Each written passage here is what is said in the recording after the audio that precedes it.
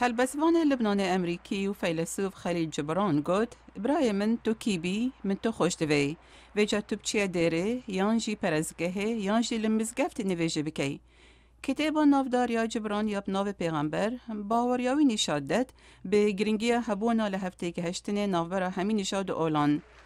اف ساله شهردار شیکاگو ریچارد دیلی با دستکفت دست و ایناین خلاط جبرانی ورگرد وی با پیشوی برنات کلیا نافبر امریکا و جهان عربی و حتی لشیکاغو بخوشی بزاف دکر وی برنامه که زمان عربی لخاندنگهت باجر شیکاگو دست بکر زمانی گرینگه کو برای باب نیو جکر رو که چافر بکن کو جخاندنا دست بکت گهنه خاندنا بلند بو در فتت کاری و تیب گهن که جهان چند بچوکه هر واسه هاری کاریا جهان عربی با حوالاتیان عبدالرحمن زیتون ایکا شکست دیک و خلاط خلیل جبران ورگرد او کنجی نیو اورلنسه که بو بابت اکتبا کانویسوان امریکی دیو ایگرز لی باروفا کاترینا وی پنج شب و روژان دی بقایی کاغو کلوپلت پدوید گهان خلک باجری و هکه اشیا باشی خلک رزگارد کرن او به گمان هنده که تروریسته هاته گرتن و 20 روژا یگرتی بو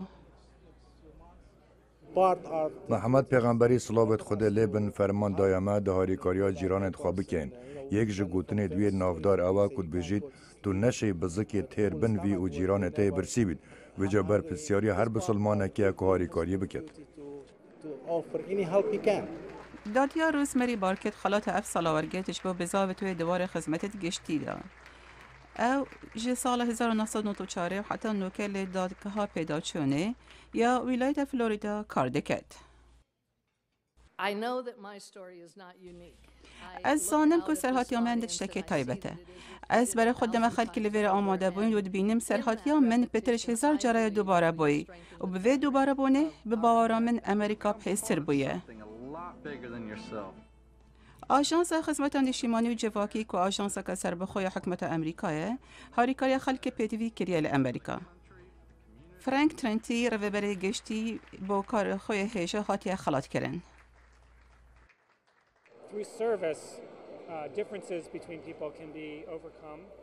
برای که هاریکاری جدایی نابرا خلکی نامنید و تو شه پره که نابرا جواکا پیدا بکن.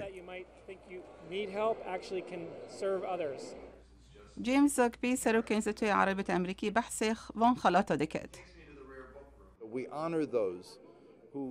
ام رزه لوان کساد گیرین که بحثی وان نرخو بهاده کن که مد جیان خدا دوین و پیگرتن بوان نرخا ام هسته بگیان مروبانی دکن.